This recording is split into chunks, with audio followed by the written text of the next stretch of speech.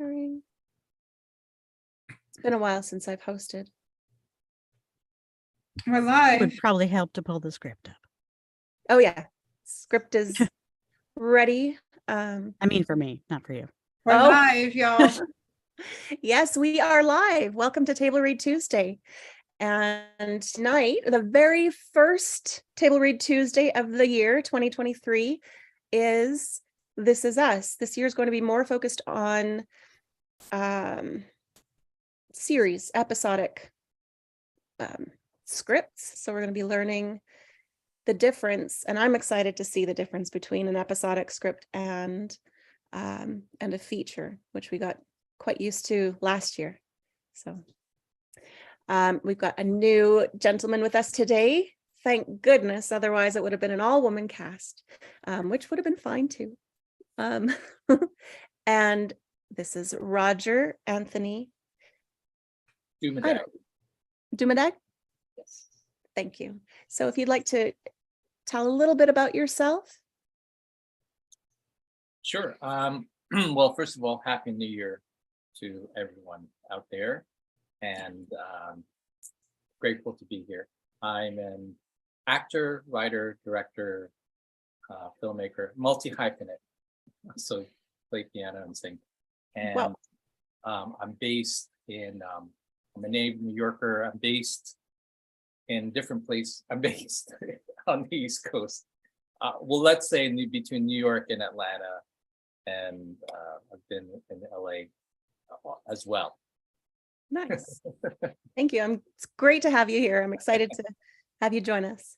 Thank you. And Heather. you'd like to Hello, introduction? my name is Heather Lee Cameron. I'm based in Lethbridge, Alberta, Canada, but I'm a dual citizen. I am an actor, a voice actor, a writer, a filmmaker, a creative freelancer, and I'm a family history research student. Tonight I'll be playing voice number 7, model number 1, director John, Casey, not really fat rich girl, Tanya, nurse and stage manager. Thank you. And Erin.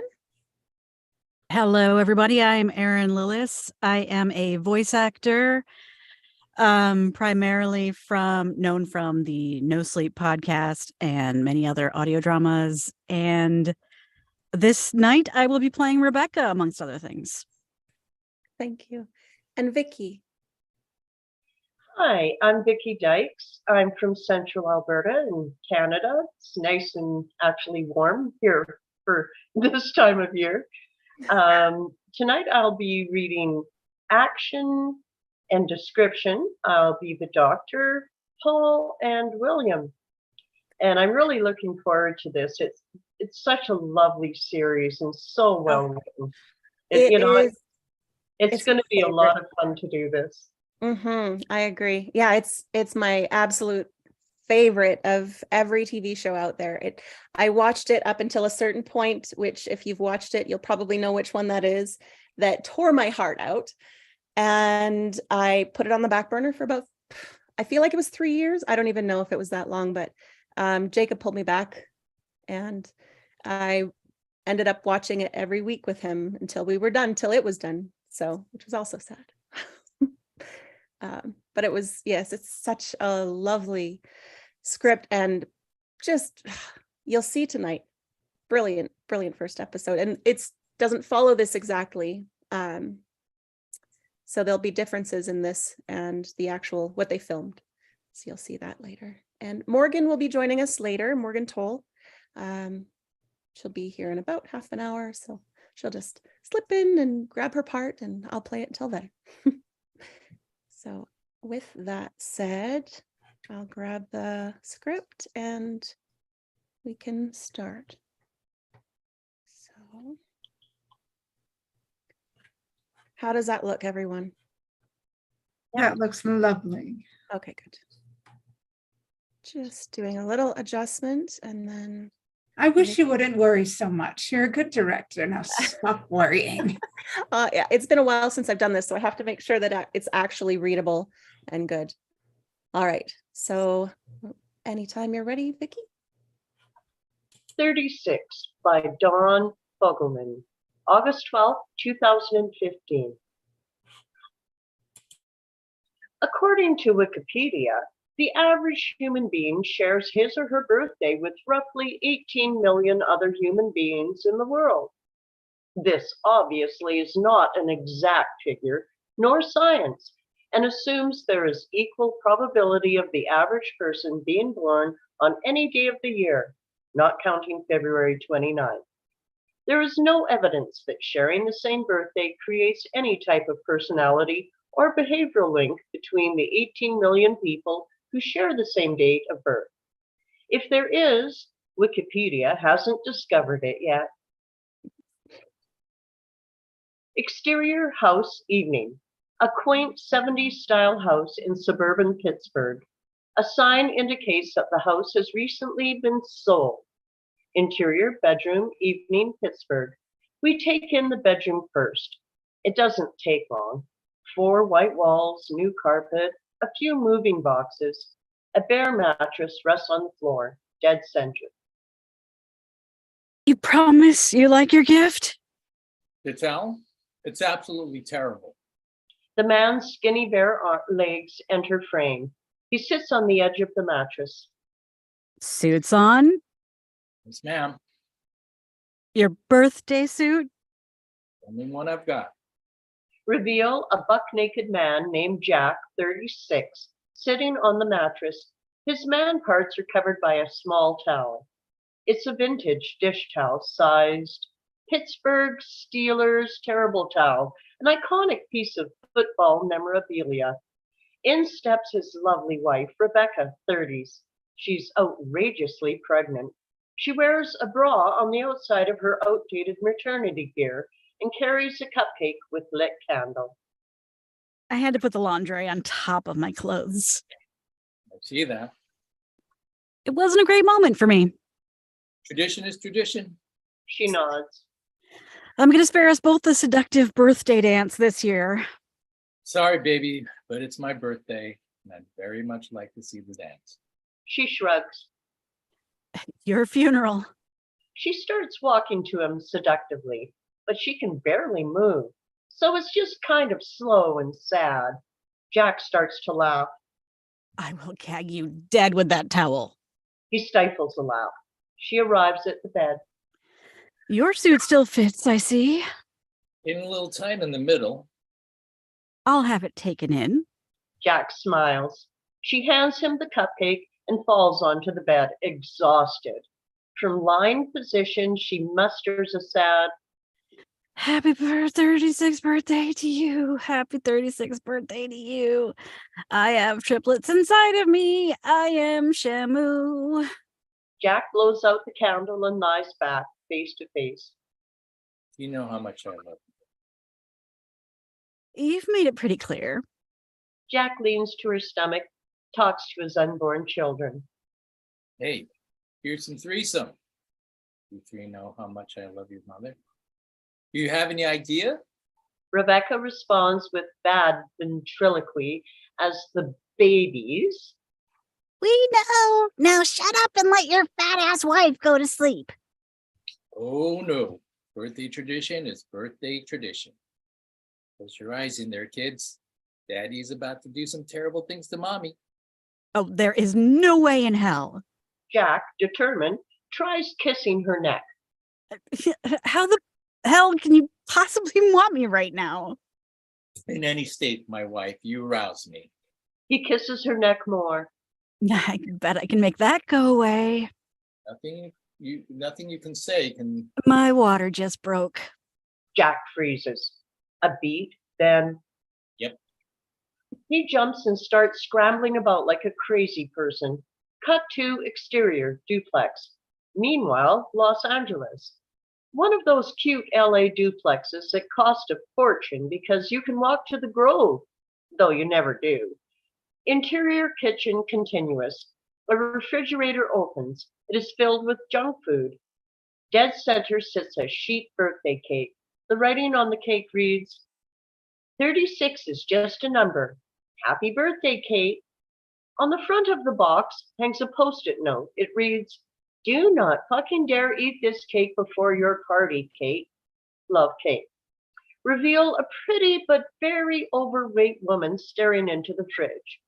This is Kate, 36.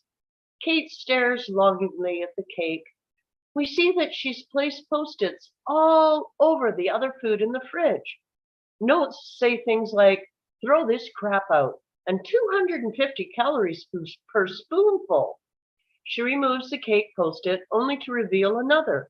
Seriously, what is wrong with you? Kate sighs, closes the fridge. Interior bathroom continuous. Kate stares at a scale on her bathroom floor.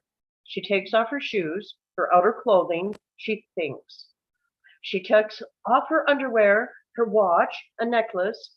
From behind, we see an overweight woman naked. Kate places the tip of one foot on this very bottom edge of the scale. She presses down gently, carefully. The scale reads 34 pounds. This makes Kate happy. She considers leaving it at that. No, she can't. She adds a second foot to the very, very bottom of the scale, trying to weigh as little as possible. The unevenly distributed weight on the bottom edge of the scale causes it to upend. Kate screams and goes flying. Cut to interior office. Meanwhile, New York City. A trim, sharply dressed black man, Randall, 36, works at a standing desk. The desk has a treadmill built in. The window behind him has unending views of New York City. Photos of his young family adorn his desk. A pretty woman and two young girls, 6 and 8. On his computer, there's an email. Open. Take over. The Subject reads good news.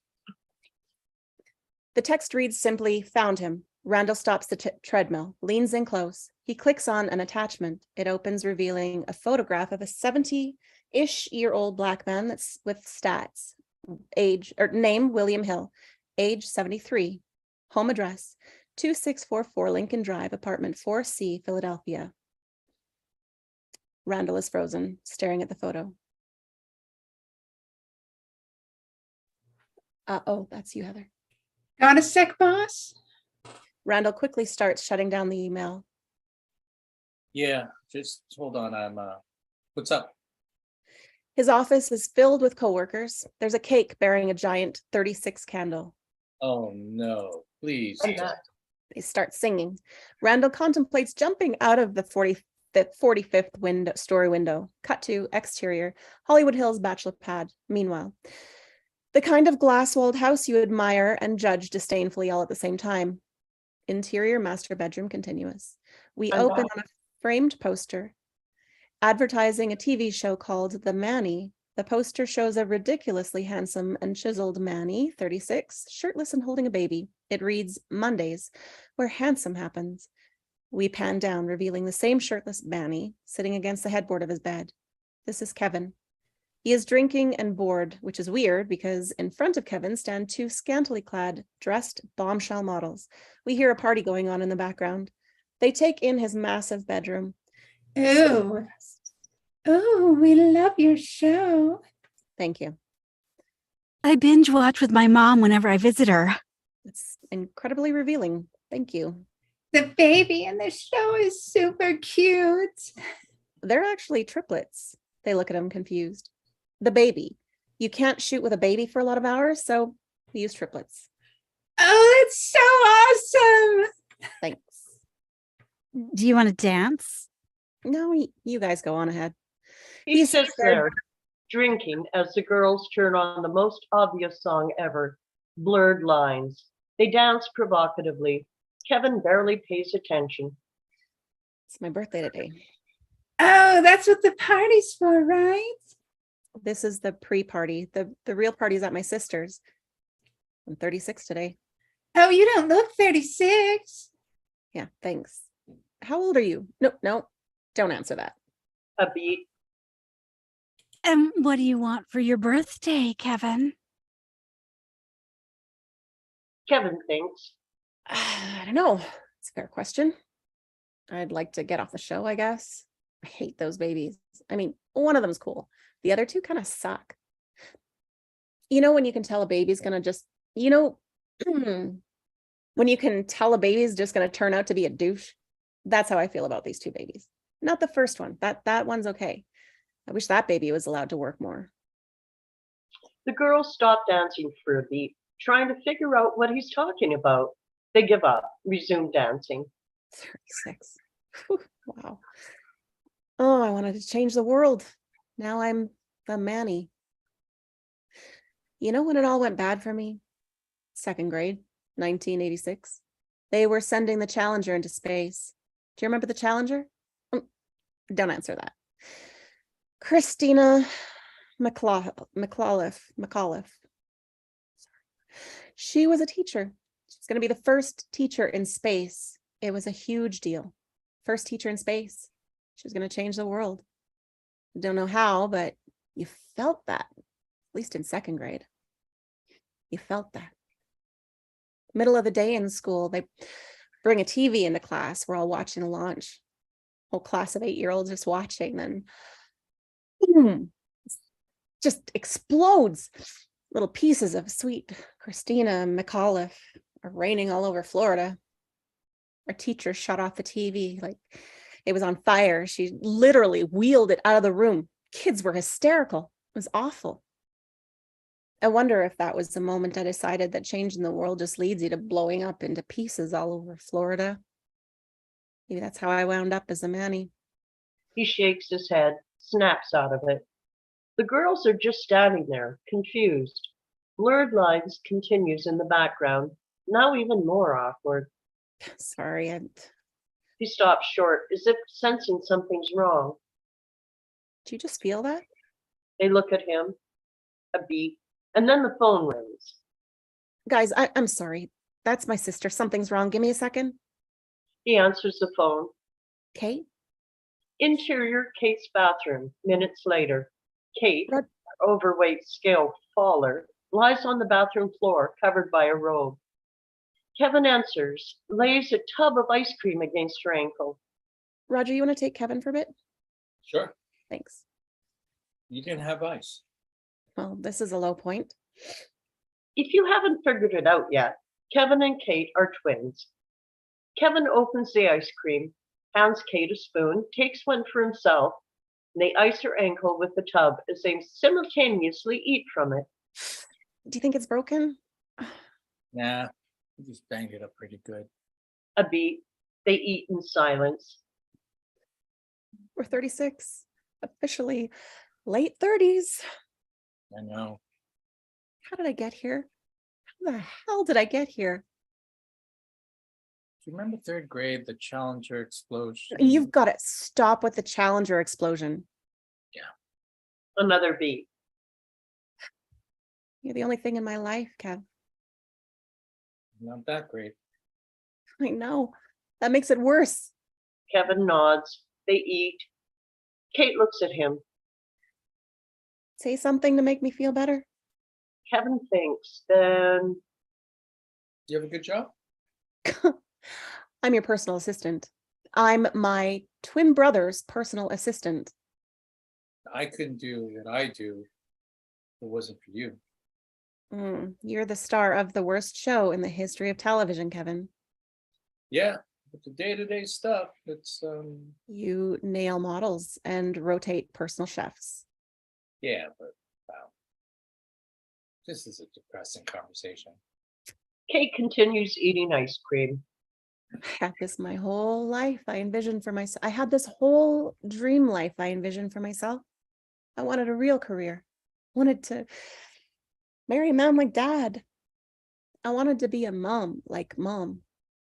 Look at me, Kevin. I ate my dream life away. What are you looking for here, sis? Give me the magic phrase that will make you feel better, and I'll say it. Tell me to stop feeling sorry for myself. Tell me to wake the hell up. Tell me to lose the freaking weight. Stop feeling sorry for yourself. Wake the hell up. What was the last one? Lose the frickin' weight. Kevin nods. He looks at her, serious. Now, say it again. Kate nods, realizes. I'm gonna lose this frickin' weight. Kevin smiles. Kate looks at her brother fondly. You're so much smarter than you look. Bane of my existence. Want me to cancel the party? Can we still eat the cake? I guess. Okay, but after that, I'm losing the frickin' weight. Cut to interior doctor's office. Days later, we're back with Jack and Rebecca, our pregnant couple from Pittsburgh. You're in a hospital room now, the type of delivery room that has looked exactly the same for what feels like centuries. Rebecca lies on a bed. She's in the very, very early stages of labor. Things are relatively calm, and for the moment, they are alone. Jack wanders around the small delivery room, snooping. You realize the kids and I will have the same birthday? I know. 6 weeks early is pretty early. I know.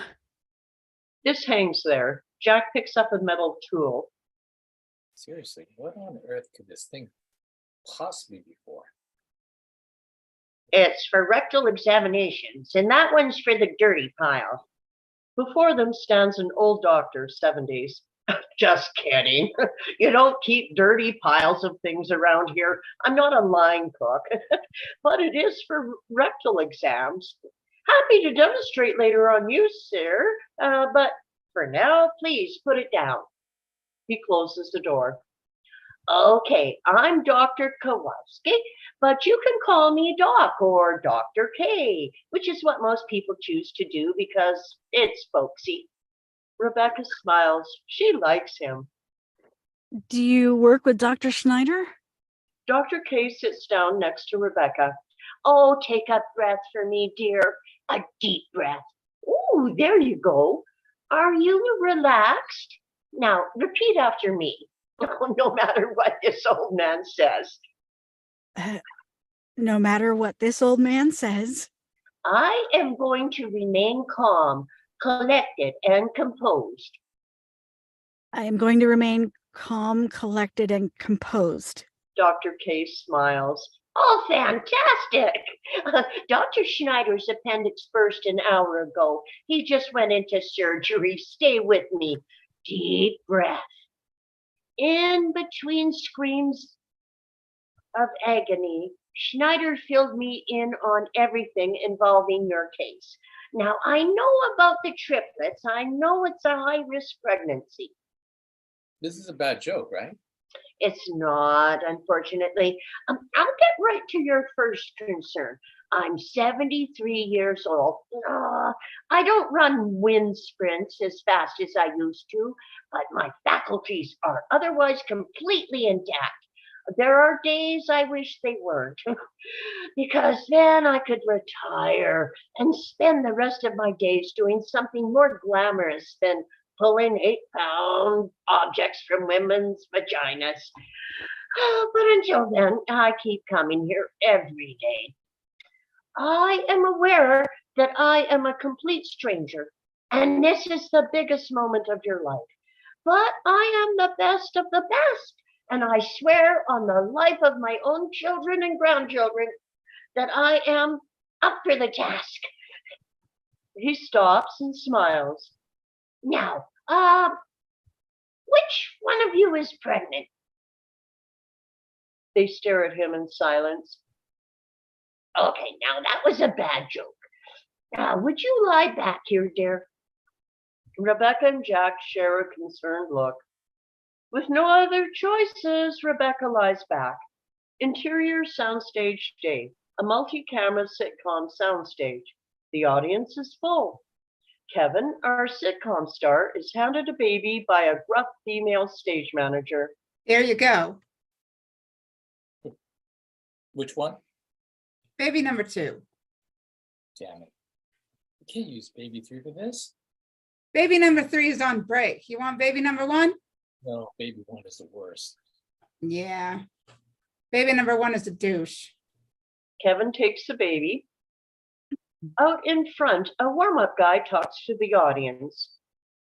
Now remember where we left off, guys. Our favorite Manny is babysitting, and the baby has been crying steadily for 3 hours. And remember, when something tickles that funny bone, what do? A huge guffaw. Kevin watches, disgusted. I think we're ready. Director John, you handsome bastard, take it away. Director John, not handsome, calls out, Dim the lights. Cue the baby crying. speakers blare and a clearly fake baby crying. And action. On stage, Kevin tries comforting, rocking the crying baby. Come on, kid. You think I might stop crying sometime this century? An explosion of audience laughter rocks the stage. Kevin is momentarily confused. Was that even a joke? He tries to stay in the scene. Can I help? What would mommy do? Would she breastfeed? Would that make you stop crying? You want to breastfeed? Holding the baby with one arm, Kevin removes his t-shirt. The audience begins hooting and whistling. Maureen? Oh, Morgan? Sorry, I'm trying to figure out where we're at. Oh, sorry. Oh, I think it's right here at the Page top. 17. Oh, come on, kid, work with me. Take my boom and shut up. Kevin presses the baby to his chest. The audience is rolling. Kevin can't take it. Breaks character. I'm sorry, can we cut for a second? The warm-up guy steps back in front of the audience. Little technical difficulty, gang. Who wants a t-shirt? The crowd goes apeshit. Back on stage, a showrunner named Casey, 40s, approaches Kevin. Casey is wearing a ball cap and ill-fitting jeans. In another universe, he'd be a schlub. Well, here, he's the boss. And a zillionaire. What's up? I know we talked about this, and I know I'm being a pain in the ass, but now that you see it, don't you think this is a little ridiculous, taking my shirt off to breastfeed? Oh, I agree You do? that you're being a pain in the butt. Can we please shoot? Kevin smiles politely, tries again. I'm just trying to understand. Does my character actually think the baby will breastfeed from a man? Are we saying the Manny is mentally retarded? Because if so, I'll start doing a voice. He's being funny. For who? He's alone in a house with a crying baby. Ugh, they laughed at the joke, Kevin. They laugh at everything. They've been instructed to laugh. He steps out to the audience, commands. Everyone laugh on Hitler. Hitler. He cues the crowd and they explode in laughter. Kevin, I know you care. I know you care about this character. Thank you. I also know you're a 30-something actor whose biggest previous role was a 3-episode arc on Nashville. You're making $30,000 an episode. Say the line or find another job. Because trust me, when I tell you that, I will have you replaced with Ryan Philippe or Ryan Gosling or Ryan Reynolds or any handsome Ryan by the time you get to your car. And believe me, my ratings will go up. Casey walks off.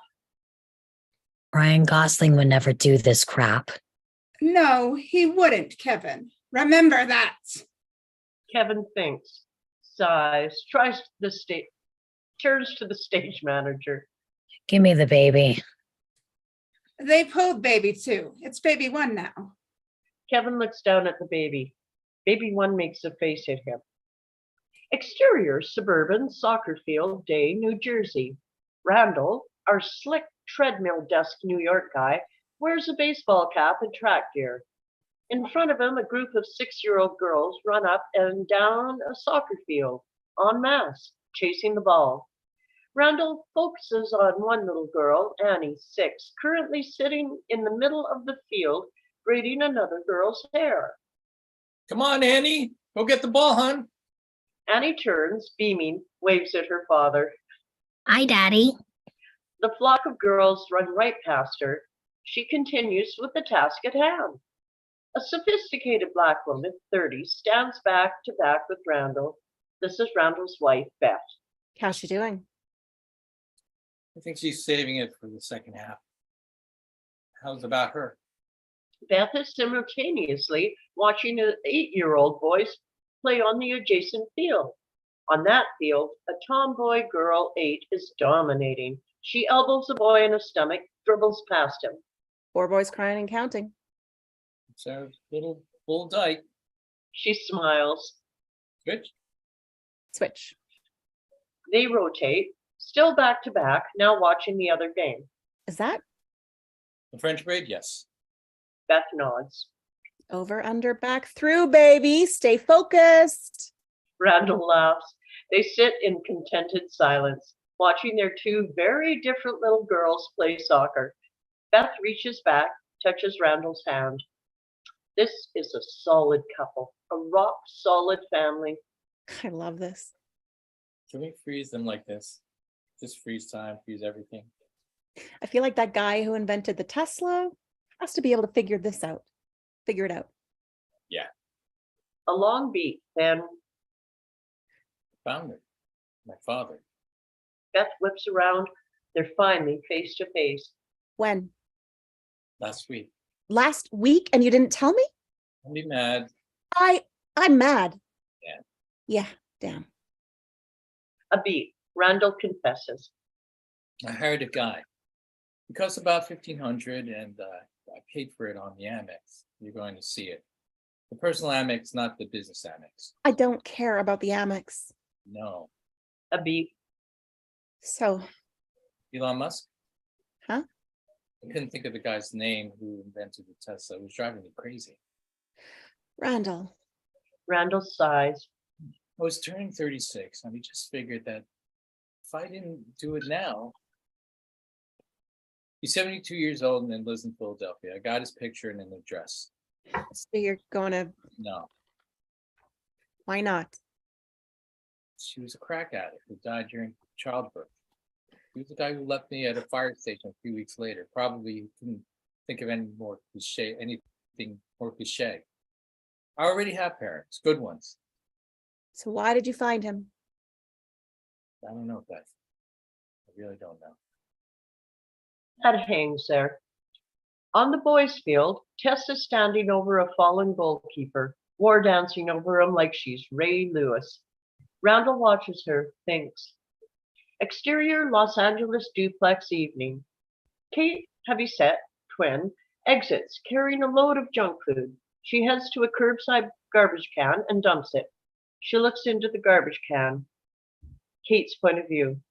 A bin full of chips, carbs, and trans fats. It looks relatively untouched, and to Kate, still appetizing. Back to Kate, contemplating. She turns, spots a woman scooping her dog's recent shit into a bag. Kate approaches her. Me mind?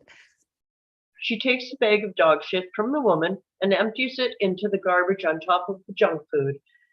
Mission accomplished. She gets in her car and drives off. Interior, meeting room, evening. A standard-looking support group meeting. In this case, a Weight Watchers meeting. Most of the people in the semicircle range from slightly overweight to obese. Kate falls somewhere in the middle. A heavy and slightly messianic group leader named Tanya runs the meeting. And so when I lost the weight, I said to myself, Tanya, you have done what you set out to do. Now you have to help lead others so they can get skinny like you. The room claps. Kate tilts her head, looks at Tanya's chubby ankles, and she ain't exactly skinny. But Kate's eye catches that of a heavy-set man across from her, Toby, 40s. He raises an amused brow at Kate. Now who wants to share? We meet the rest of the group in quick snapshots. We meet a fat couple, Marcia and Paul. Every time I'm going on a diet, he sabotages me. I don't sabotage you, Marcia. Then why'd you order the creme brulee the other night, huh? I wanted dessert. A beat. You're a bald asshole, Paul. Oh, Jesus, oh, shut. Kate and Toby share a look of bemused horror. This is nuts. Next, we meet the not really fat rich girl. Look, I know I don't have the same issues as everyone here. I recognize that. But you guys don't know what it's like looking like me and carrying around that extra 7 pounds in my midsection. Toby mimes blowing his brains out. Kate smiles. A heavy woman rattles on and on. And then there was my mom who never let us eat pizza. So now, of course, if I see pizza, I just have to eat the whole pizza. I don't know if this doesn't work, but I might just get the surgery, staple my stomach and... Laugh accidentally escapes from Toby. Oh, I'm so Everyone sorry. turns. I'm so sorry. I was just picturing that stapler. Everyone stares at him. Totally inappropriate. So sorry. I'm way fatter than you. So if it means anything, my therapist says I use humor to deflect. Tanya turns her focus on Toby. And what is your issue with food, sir? Well, mainly that I eat too much of it. And why do you think that is? I'm not sure. It's like sometimes I think I'm hungry. That happens a lot. Then I eat. Then I feel less hungry. Does anyone else have that? Everyone just stares at him. But Kate smiles. If it's possible to fall in love at first sarcasm, it just happened. Interior meeting room later. The support group is lined up in front of a scale. Kate looks terrified. Oh, this is her nightmare. Hi. She turns. Take me. Kind of crossed the line. You smile. I live across the line. He smiles.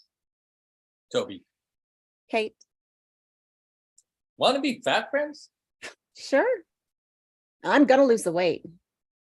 I'm probably not. Okay. But I can't fall for a fat person right now. Okay. I guess I'll lose the weight then. They turn back forward and prepare to weigh in. And now they're both smiling. Interior hospital delivery room later. Rebecca is in labor. It's not top of the lung screaming labor yet, but it's definitely more intense. And Jack coaches her through a contraction. Deep breath back. There you go.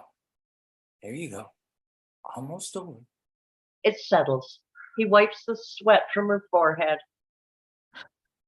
Baby, I'm sorry for everything I say in the next 2 hours. I mean, none of it. You'll mean some of it.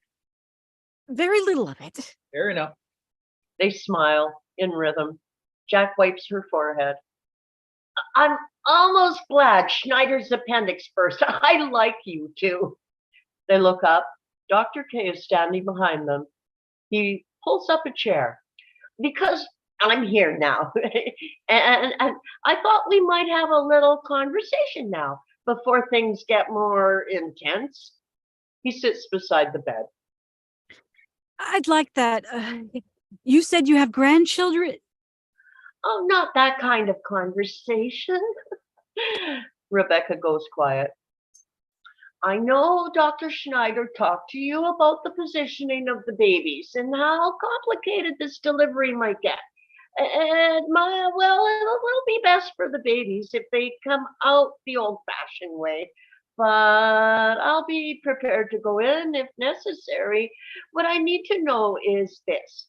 If things get complicated. I'm sorry, no. We are not having this conversation. Jack. We are not having this conversation because it's not going to happen.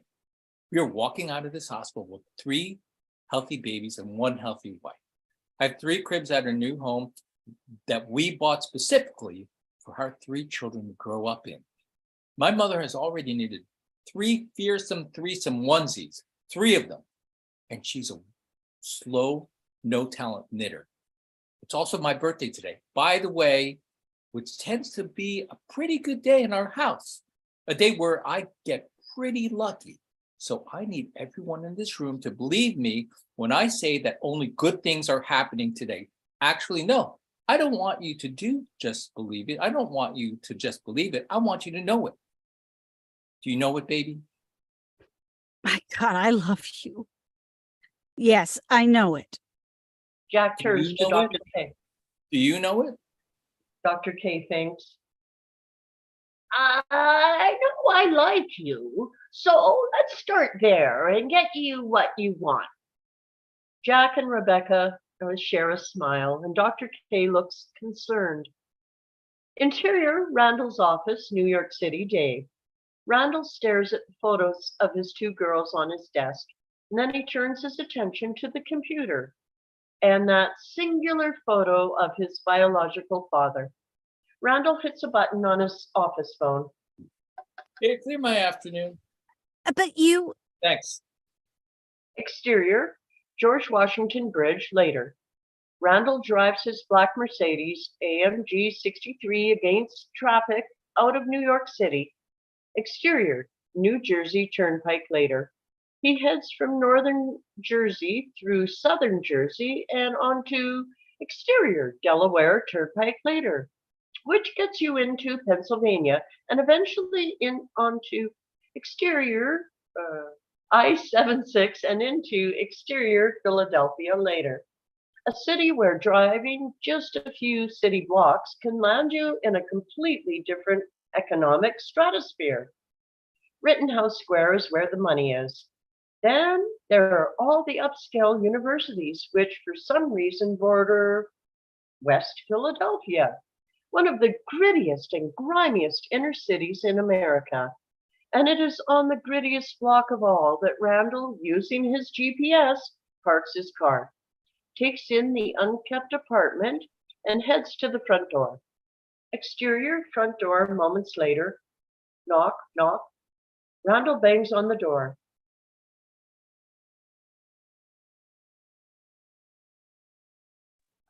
Vicky, that's you because it's William. Come in. On Randall, breathing hard. He's not composed, not himself. He knocks again, louder. I said I was coming. The door opens. Before Randall stands his biological father, William Hill, 72, the same man from the picture. But in person, William is even older, more beaten up. He's seen better days. Can I help you? My name's Randall Pleasing. I'm your biological son. 36 years ago, you left me. No, hold on. Let me say this. 36 years ago, you left me at the front door of a fire station. Don't worry. I'm not here because I want anything from you. Don't need a hug. Don't need any money. I was raised by two incredible parents. I have a lights out family of my own. And that car you see parked out front of your house cost $104,000. And I bought it for cash. I bought it for cash because I felt like it. And because I can do shit like that. Yeah, you see, I turned out pretty all right, which might surprise a lot of folks considering the fact that 36 years ago, my life started with you leaving me on a fire station doorstep with nothing but a ratty blanket and a crap-filled diaper. I came here today so I could look you in the eye and say that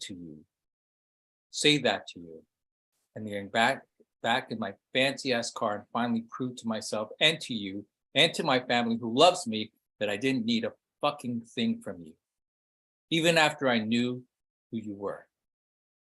A beat, and then, When should I come in? Okay. they head inside. Interior, William's apartment, moments later. We take in the apartment. There's a beaten armchair which sits in front of an outdated television. There's a noticeable lack of life and photographs in this place. In the small kitchen, William places a cup of instant coffee in front of Randall. Take milk? No. Good. I don't have any. They sit there in silence. You look like me, I think. Like I used to look, you think? Randall shrugs, indifferent, forcing his fist. So is there something you want to say to me? Because otherwise I really need to get going. William looks confused. You want me to say something? Told you I don't want anything from you. But you're here. Just to tell you that. Well, I've been told. A longer beat. You know what?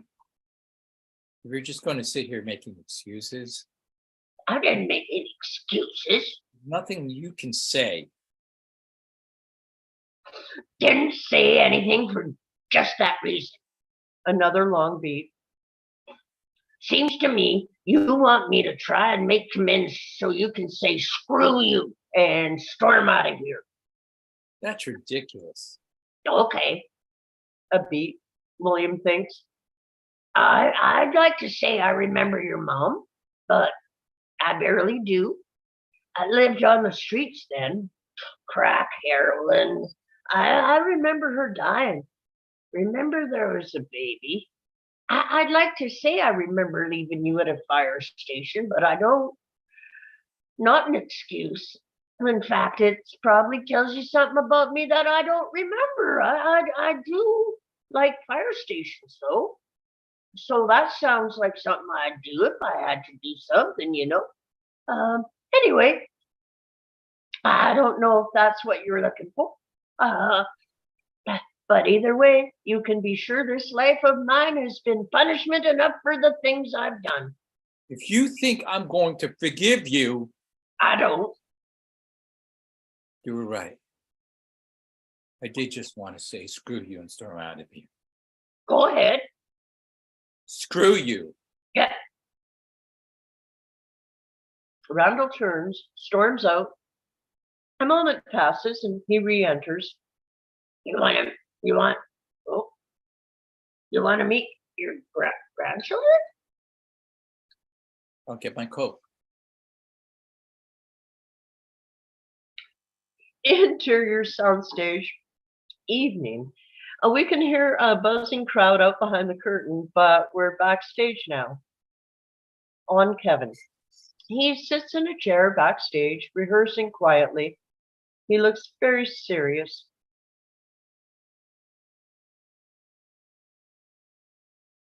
Hey, kid. Kevin looks up.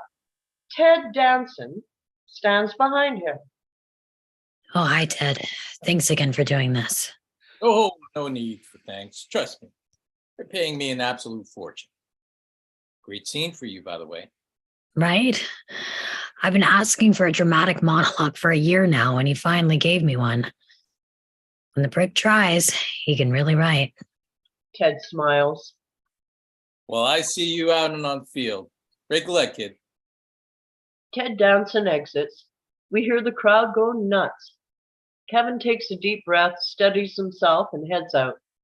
On stage, Kevin enters to applause, sits down on the set's couch. Now remember where we left off, everyone. The Manny's dad has shown up for an unexpected visit. But now Daddy is leaving, and the Manny is P to the O'd. Things are about to get reals up in here. Handsome John, you handsome bastard, take it away. Okay, everyone, settle. Quiet, please, and action. Ted Danson steps into the room, pulling a suitcase. Yes, I'll get going.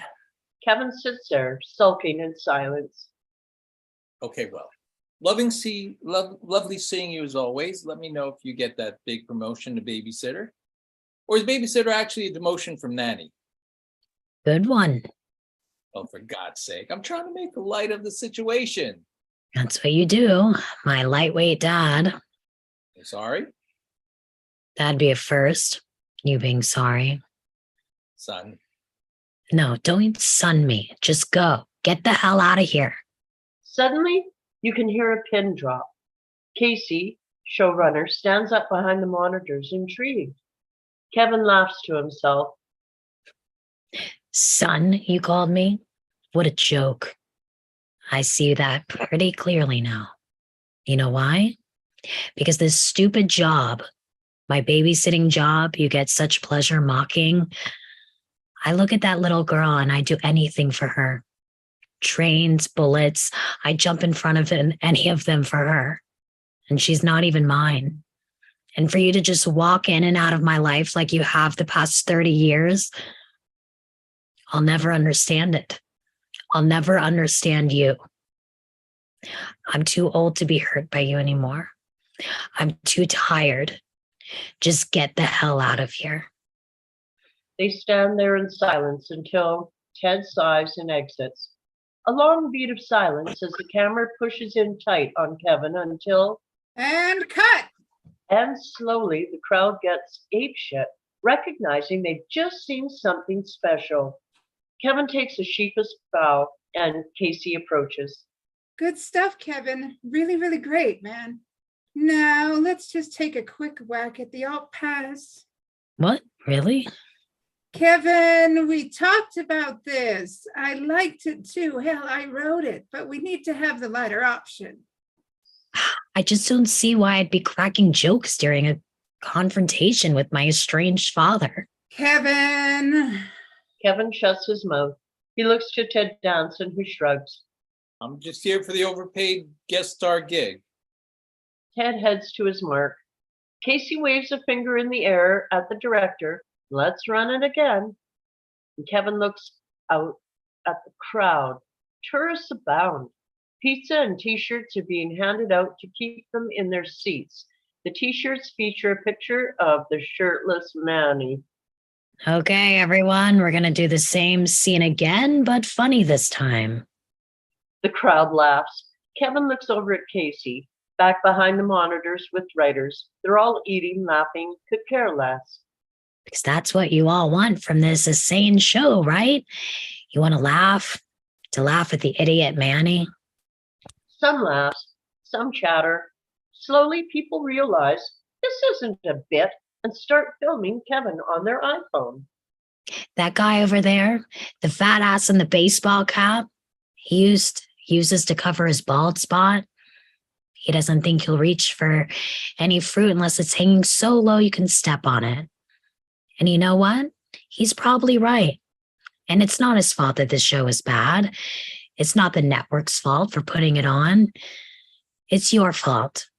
It's your fault for demanding so little of us that we allow ourselves to settle.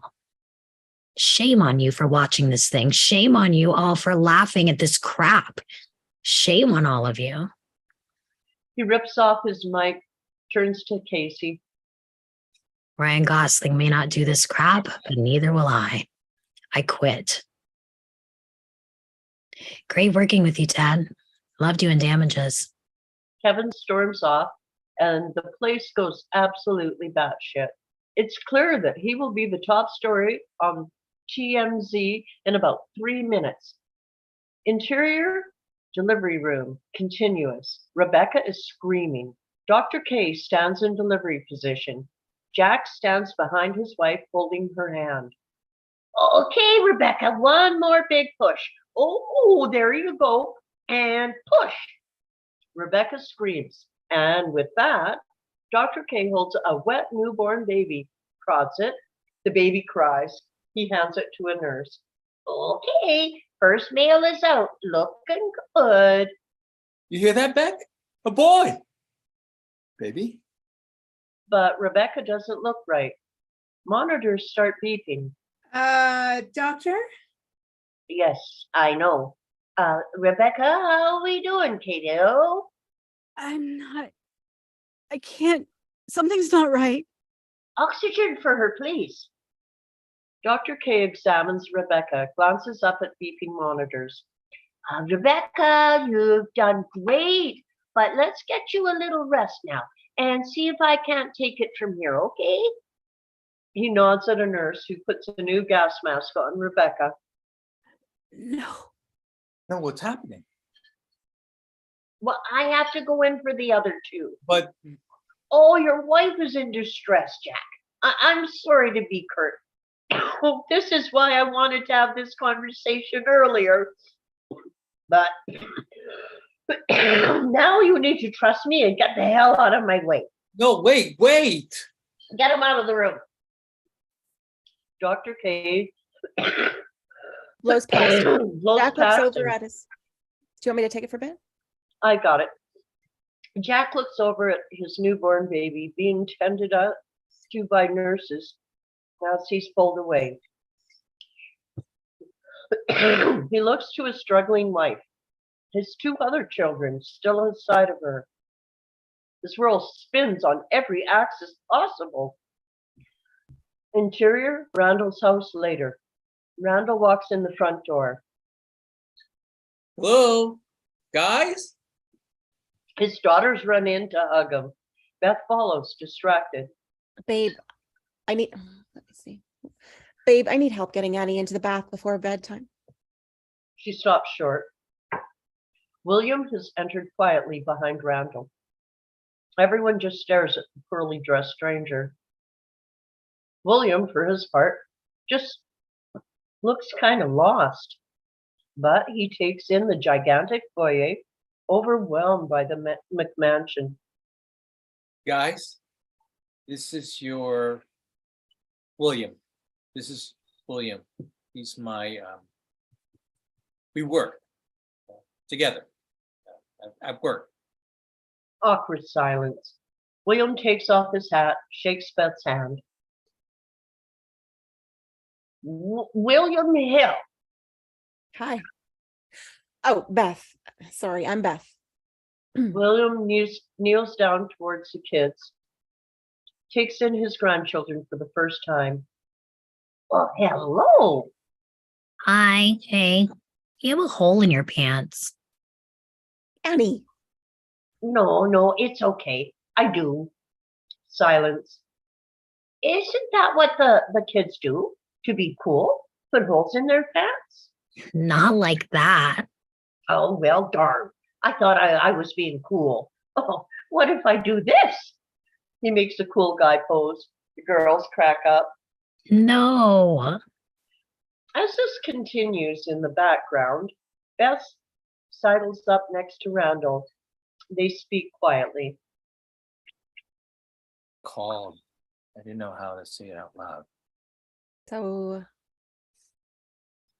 I have no explanation, baby. Everything I wanted to say or do around him, I do the opposite. It's like a bad sitcom. It's like an episode of What's Happening. He left me at a fire station and I brought him to our home. And with that, Randall starts laughing hard. Beth looks at him confused. oh God, you're cracking up. I'm letting him near my children. I have no idea why. Now he's near hysterics. And now everyone in the room is looking at him. Daddy, what's happening? What's happening? This sets off a new spasm of complete hysterics. I mean, our normally stoic hero is literally doubled over. His family just stares at him. Interior restaurant evening. Randall's laughter transitions into new laughter. Our heavyset heroes, Kate and Toby, are laughing over a dinner at a nice restaurant. Toby wears a sports jacket. Kate is in a dress. This is a date, and it's clearly going well. You're not serious. Sally Field? I was saying for assuming. Oh, she's like 60? 60's the new sexy. Oh, When she turns 70, that's really going to get me off. Sally's going to peak in her 70s. Kate cracks up. A waiter approaches. hmm. Can I interest you in dessert? No. Yes. No. He asked if he asked if he could interest us in dessert. I'm just saying he can. I'm beyond interested in dessert. I'm fascinated by dessert. Dessert is my life's work. She smiles, raises a brow, but off her look, Just check. Kate nods in approval. Exterior, Kate's apartment later. Toby walks Kate to her front door. She fixes her dress awkwardly. Well, I had a very nice time tonight, Toby. Thank you. So that's it. What do you mean? I mean, if you're not going to invite me in for a nightcap or a blowjob or anything. Cute. Oh, I am. Thank you. Wait till I'm down to 3 chins. Okay, enough. I'm serious. When I have 3 chins, I look like a fat Channing Tatum. She stops smiling. You don't always have to do that, do you? You know, the jokes. Toby nods, goes quiet. Old habit. Sorry. I had a nice time, too. She looks at him. He seems vulnerable. You can come inside for a water. We already had our 6 ounces of wine. 150 calories per 6 ounces. You kept counting calories. You're going to really turn me on. Interior Kate's apartment later. At Kate's computer, Toby and Kate watch a funny YouTube video of a kangaroo humping a human tourist who got stuck against a fence. The video ends and their faces are now very close to one another. Suddenly it's very quiet, very intimate. You want to fool around? I don't. I do, but She trails off, backs away. I'm a little nervous. This isn't something I haven't. It's been a very long time since this has even been an option. I know. No, you don't. I'm 36 years old, and this, She motions at herself. it's not a very pretty picture. She's starting to get emotional. This is really intense for her. Toby steps closer to her. He takes her hands. She's so nervous, she's practically shaking. He's about to kiss her when... Hey! They jump. Kevin walks into the room. He's disheveled and drunk, drinking from a bottle of wine. Kevin, what the hell? You weren't answering your phone. I was on a date. A date? Awesome. With who? Prince Harry, Kevin. Who the hell do you think? She motions at Toby. Wait, is this the funny fat guy from the fat class? Yes. Toby and Weight Watchers, but yes. Holy crap. Aren't you the Maddie? I am. I was. Have you not checked your phone? No. Twitter, Facebook, nothing? No. Why? Moments later, Kate, Kevin, and Toby now sit in front of Kevin's computer, watching video of Kevin's now national meltdown. Jesus. Kind of feel bad for Ted Danson. They all nod. Interior, hospital hallway, later. Jack sits in a chair by himself, spinning. Dr. K steps into frame. Jack stands, terrified. Rebecca's vitals are good. She'll be asleep for a little while, but she's doing fine, and we are monitoring her closely. Jack nods, relieved. We lost the 3rd baby, Jack. I'm very sorry. The 2nd child is a girl, very strong. The 3rd child was a boy, but the umbilical cord was cutting off his oxygen, and he was stillborn. There's nothing anyone could have done. Jack stares ahead blankly. I'm sorry, I'm not processing anything. My wife?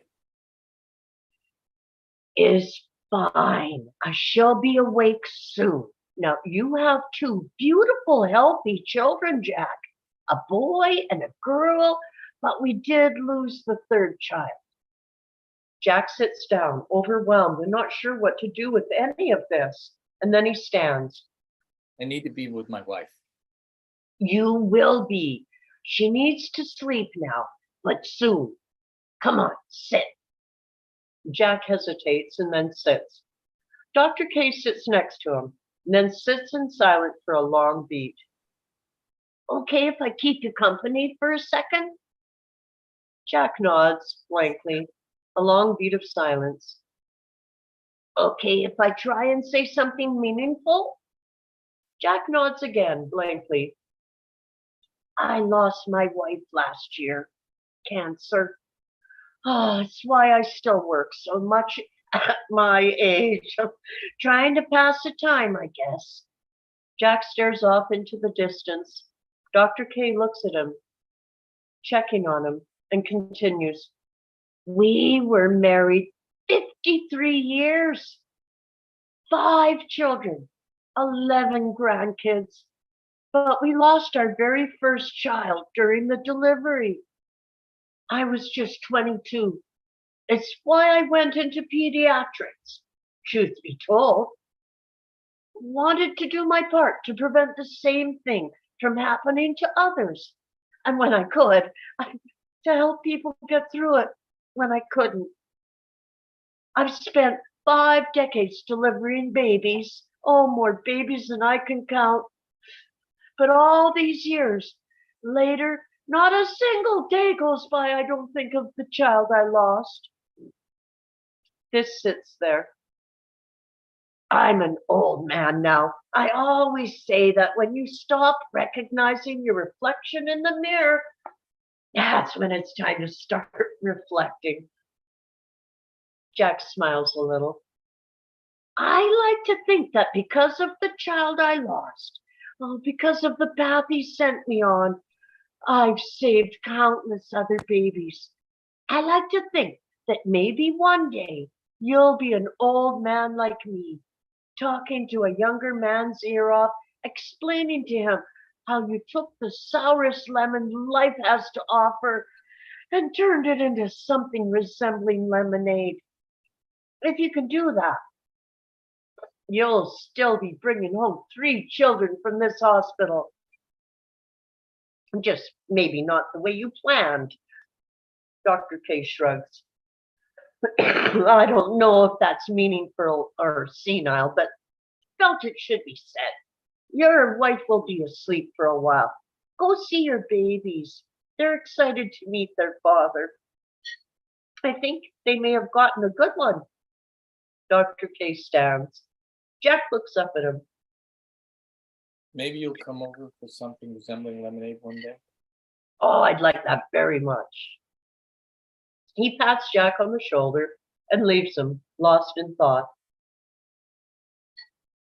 Interior, Randall's home office later. It's late. William stands in Randall's elegant study, looking at framed family photos. Randall enters. Sorry, just had to put the girls down. William picks up a picture. These people, they're My parents, my parents. My father passed a few years back. My mom still lives in the house I grew up in. You were with them your whole life? From the start, firemen found me, took me to the hospital, and they were there. He said it felt meant to be. Just one of those lucky breaks, I guess. William shakes his head sadly. A fire station, what a thing to have done. William puts down the photo, silence. I should get going. It was kind of you to be kind to me. The girls enjoyed meeting you. Maybe we can have you by once in a. Oh, I don't think that's necessary. No pressure. I just. It's just that I'm dying is all. Probably best for everyone if this is a one-time thing. Randall looks up surprised. You're sick? Yeah. I'm dying, not sick. Oh, sick was months ago. I'm toward the end, fortunately. Silence. I don't know what to say. Oh, nothing to be said. I only tell you now so you know where I've gone when I'm gone. It was a kindness you've shown me, letting me see them. Your dad must have been very proud of you. And with that, William starts putting on his tattered coat. And to his complete surprise, Randall's heart breaks. Interior, Kate's apartment, continuous. Kate, Toby, and Kevin sit on the couch. They're drinking wine. Kevin is chugging from the bottle. I cannot believe I'm drinking these calories. I just repeated my career, sis. You can spare 100 calories for me. 150. 50. Kate and Toby share a smile. So you two are twins? Schwarzenegger and DeVito in the flesh. Oh my God, what have I done? I'm an unemployable 35-year-old actor. We turned 36, Kev. Oh God, that's right. Late 30s? How did I get here? Do you remember? Do not tell him about Christina McAuliffe, Kevin. Kevin chugs more wine. Oh, no. Here. Oh, sorry. She was going to be the first teacher, and Kevin! Kevin chugs more wine. what am I going to do, sis? Broadway? Can't sing. Horn? Yeah, maybe. Kate shares a concerned look with Toby. She puts down her drink. Kevin, do you remember what Dad would always say to us when something crappy happened to us? Cut to interior hospital continuous. We are in the room with all the newborn babies who need extra monitoring.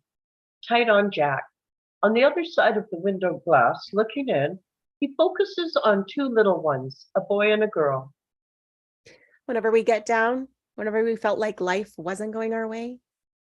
A man, 40, steps on beside Jack.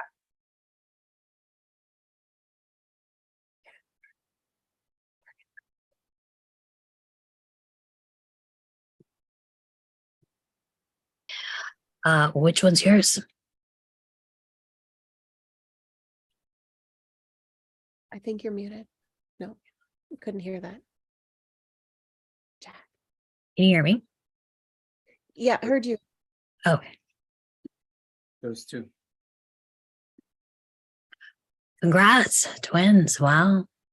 Jack flinches on twins. Thanks. Which one's yours? None of them, actually. Strangest damn thing. Someone left a poor little baby at my station. I didn't know what to do, so I brought him here. Huh? We reverse to the other side of the window and see that the man is in a fireman outfit. Ooh, what the frig? As the fireman points out a little African-American baby to Jack. We take in other visitors walking through the hospital. It's the first time in Jack's story that we've been anywhere outside an unfurnished bedroom or standard issue hospital room. And from the wardrobe and from the outdated phones and technology, we suddenly realize that our main story, Jack and Rebecca's story, has been taking place on Jack's birthday, but in 1979. We realize that the two babies Jack is looking at are Kevin and Kate, that the baby the fireman has found is the one that William Hill long ago abandoned, Randall. Interior Kate's apartment continuous. As Kate finishes, Come on, Kev, you remember. What was that thing he always said about the lemons? There's no lemon so sour. Kevin smiles. Can't make something resembling lemonade. And as Dr. K's original words to Jack land, we flash around our various stories. Randall and Beth are set up William with towels in a guest bedroom. Toby helps Kate cover passed out Kevin with a blanket. And when they're close, before she can resist, Toby leans in and plants a big kiss on her lips. Good. Now that's out of the way. And finally, Jack sits next to Rebecca in her hospital room as she slowly wakes up. He talks to her. She cries. They hold each other. Dr. K watches them from the doorway, leaves them be, and finally, interior bedroom weeks later, we are back where we first started, in Jack and Rebecca's still unfurnished new bedroom. In front of that single bare mattress rest 3 bassinets. Jack and Rebecca stand in front of them, holding hands, looking at their new family. Each bassinet holds a month-old baby, 2 white, 1 black, Kevin, Kate, and Randall. They're all wearing poorly knitted onesies, which read, "The Fearsome Threesome." The end. Should I read this? I think so. Yeah, because it's actually really cute. Okay, a quick note to the reader. The time twist here will be unnoticeable in execution. Yes, it's a narrative trick, but every setting in Jack and Rebecca's story has been carefully constructed so that, when shot, you won't notice that we're not in present day. The unfurnished new bedroom in the quaint 70s style house, Rebecca's bad maternity wear, the timeless standard issue hospital room, and doctor nurse uniforms, even the terrible towel that seemed vintage but was actually current back then. Because of where the scenes take place, the 1979 of it all won't be hard to disguise and will hold up to scrutiny in second viewing. In series, we will follow the lives of these identically aged people, with fun coming from the fact that one of the stories happens to be the story of the parents of our other main characters. Thank you for listening. Love, M. Night Fogelman. Yeah, it's his little twist. I like that. So great job, everyone. I'm going to stop the sharing. So yeah, love that script.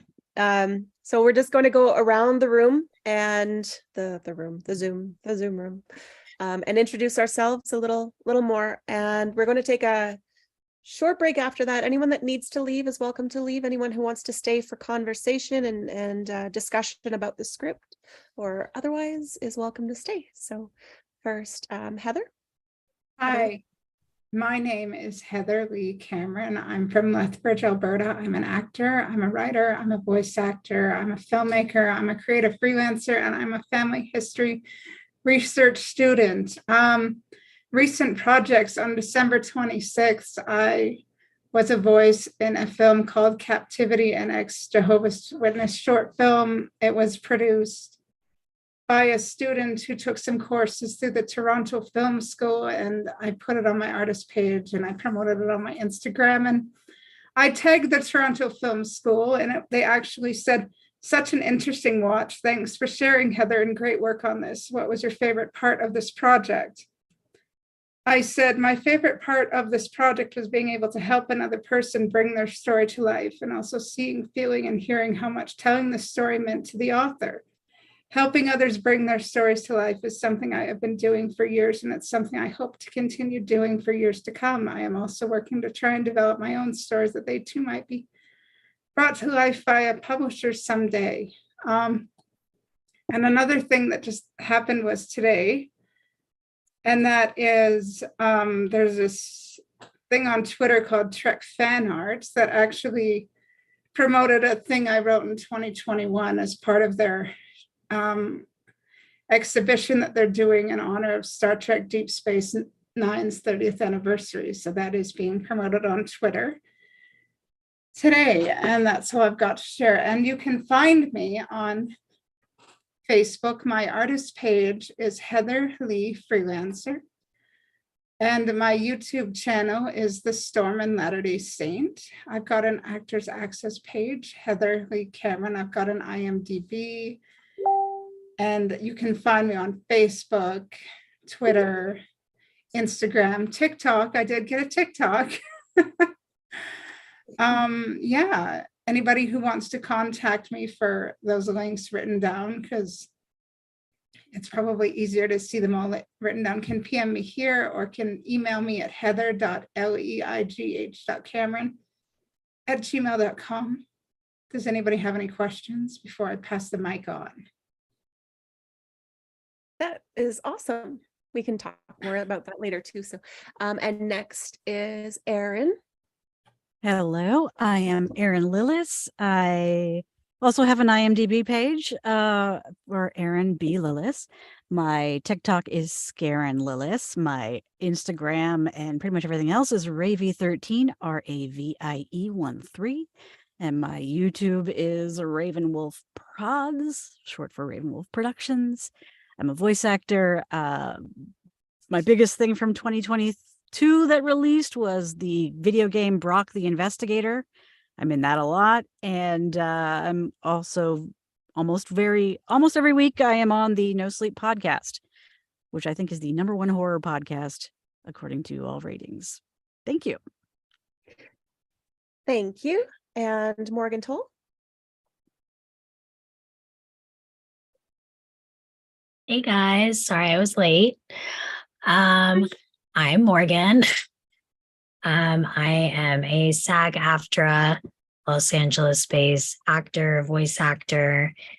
I am a talent partner executive at Streamily.com. So you might see me there sometimes on their YouTube page.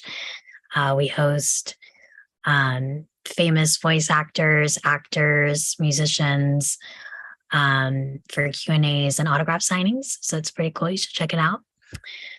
And the only social media that I use is Instagram, and that is Morgan Elizabeth Toll. Thank you. Oh, anything more? Did I cut you off? No. Okay. Vicky, Vicky Dykes is next. Hello, I'm Vicky Dykes. I'm an actress from Central Alberta, little town Penhold outside of Red Deer. Most exciting thing that happened in 2022. Well, there were a few things. Being approached to develop a yoga show, that was very exciting.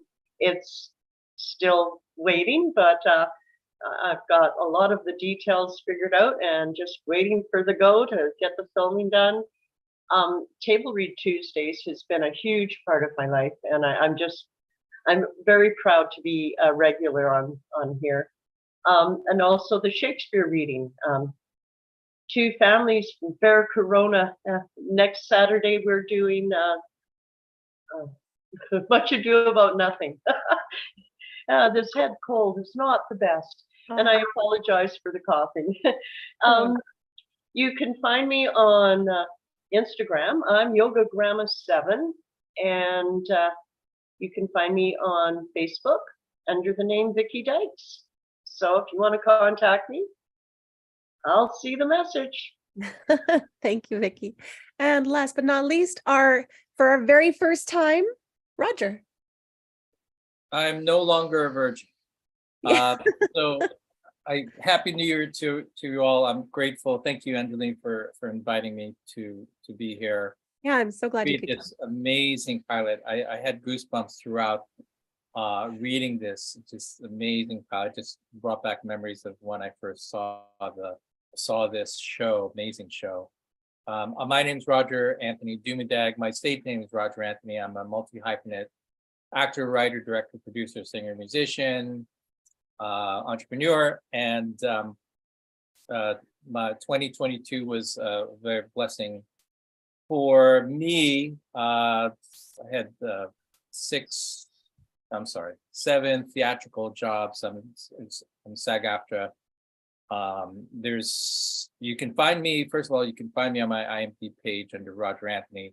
And the best place to find all my socials is a link on my Instagram bio, Roger Anthony. So you could just go there, click the link, and you'll see everything. IMDb page. But I'm based between New York and Atlanta. I like to say I'm tri-coastal, Atlanta, New York, and LA, mostly New York and LA. And what I'm most proud, I guess the best project I did tell people there's 2 films coming out later this year and 6 TV projects I worked in. But one that I'm excited about is called On a Wing and a Prayer, and it's with Dennis Quaid and Heather Graham, and it's based on a true story. And it's a faith-based film, and I can't wait to see it, and maybe we could get Dennis to help out Angelina. I would love that. I'd love it. Yeah, the script that I'm working on, and actually Morgan was who introduced us. I'm working on a script for her, and she mentioned there's something to do with medical negligence in it, and so the lady who hired me for that said we should get a hold of Dennis Quaid, and then Roger talked to us all about being in a movie with Dennis Quaid. So that was kind of a cool coincidence.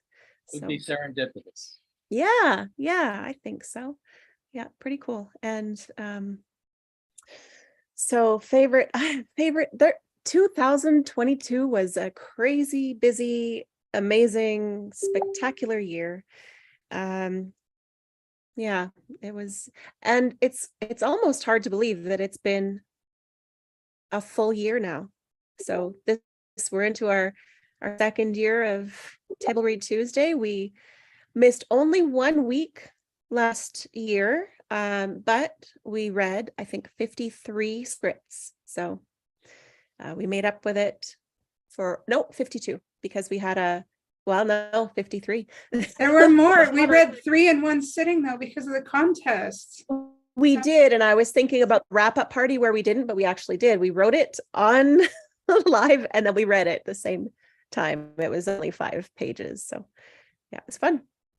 So if you'd like to take a 5-minute intermission, little break to go to the washroom, freshen up, have some water, we can meet back here in 5 minutes. Well, whatever that is. So, and if you're heading out, goodbye to you. If you're coming back, thank you. We'll talk to you soon.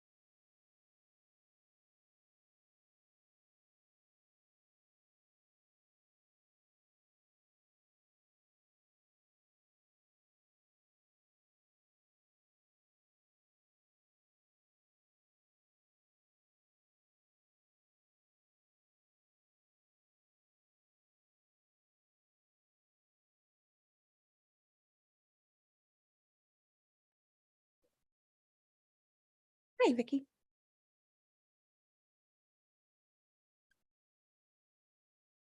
Hi, Heather. Hello. Hello. Hello.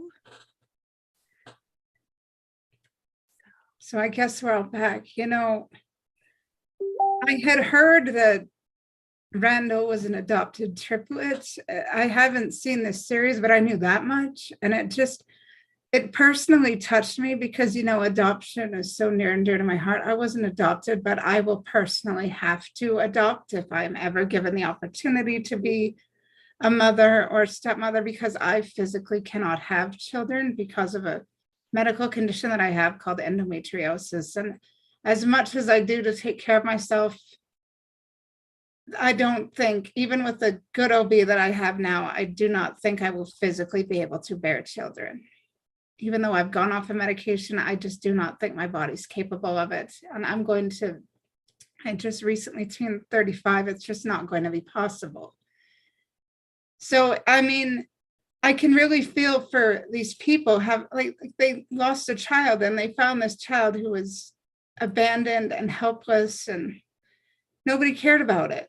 And so I'm very happy if that opportunity comes, to step into the role of taking unto myself a child that nobody cares about, a child that probably will need love and care and attention and just love it. And if the opportunity doesn't come up, I'm happy to give life to other creations and send them out into the world that they can inspire others and help them to be happy. Yeah, like this one.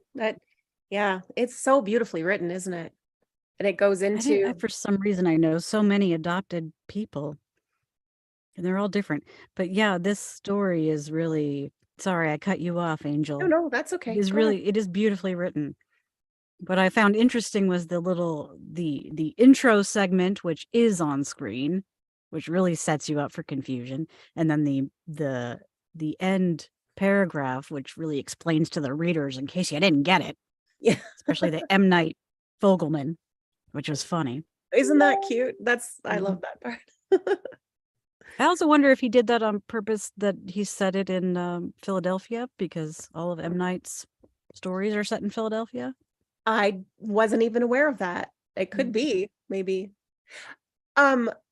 Crazy little tidbit of trivia. Does anyone know what the birthday of the triplets and Jack? I do not. No? August 31st. So I also happen to share that birthday.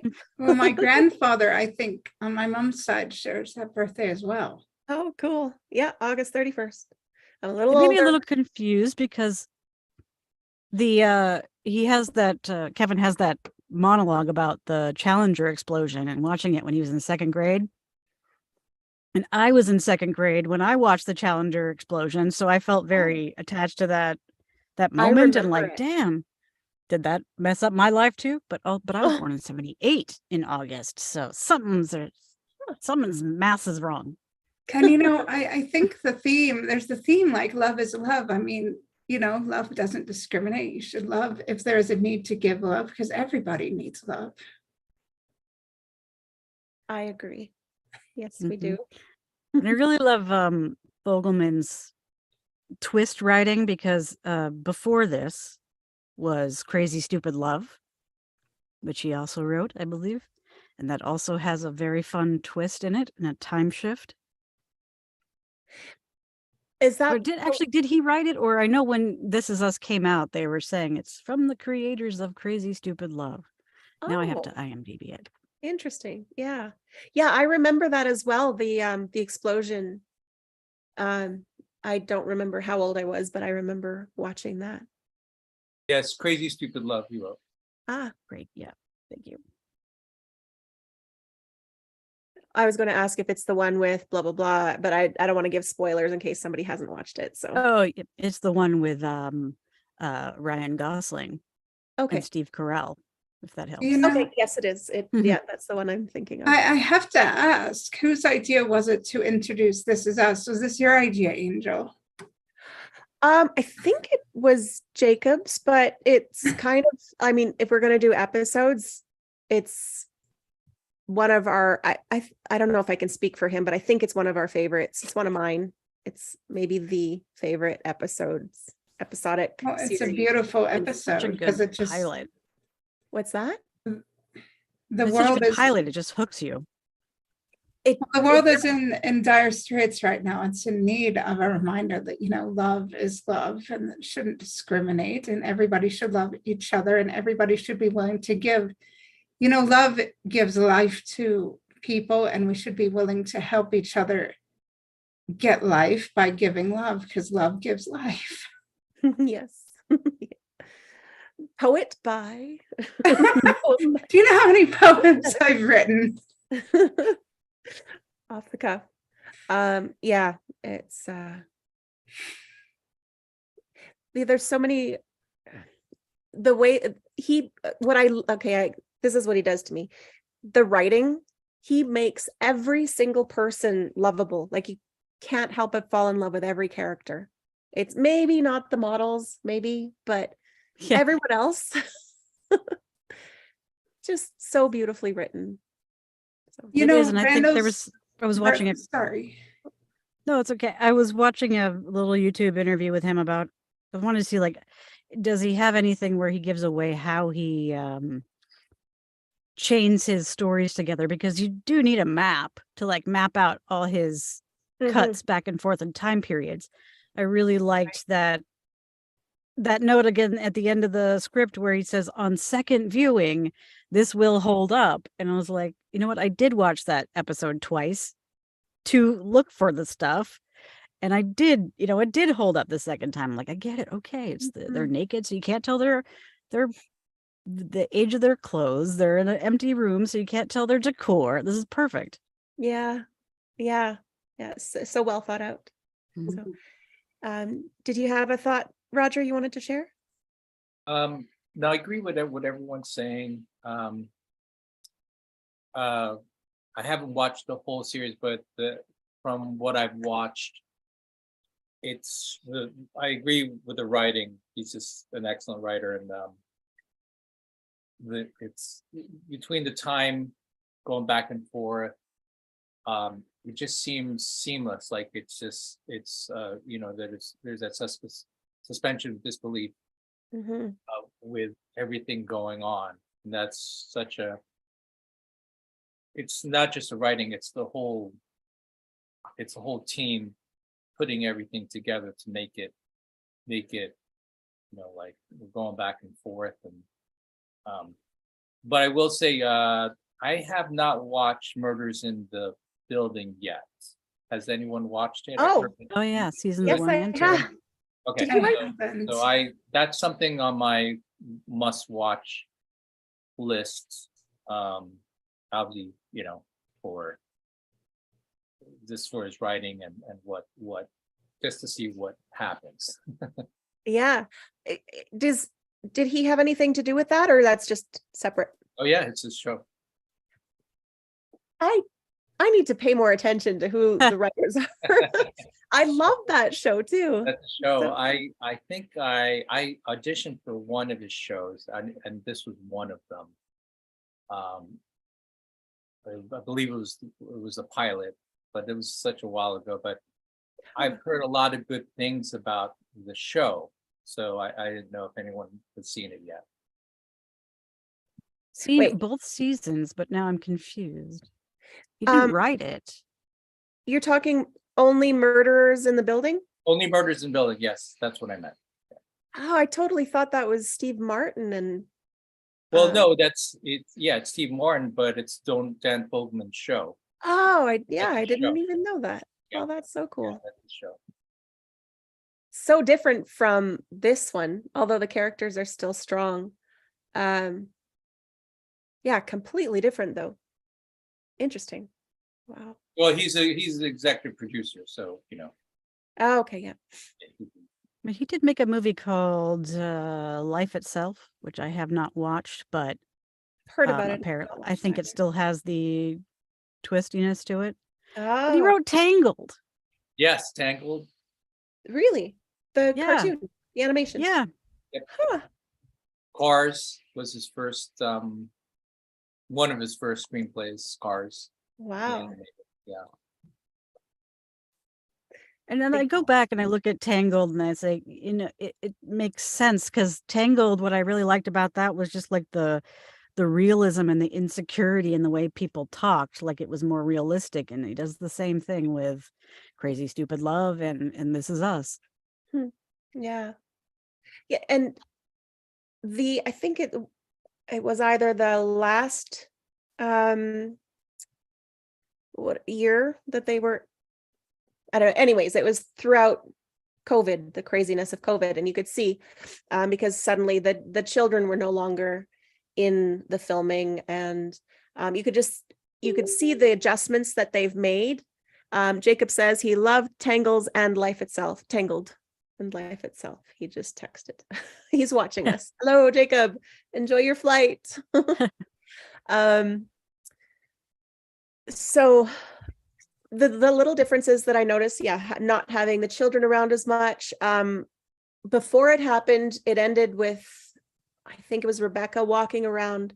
She didn't have a mask on. And then when it came back and it showed that same, I think they brought the masks back in, which was interesting as well.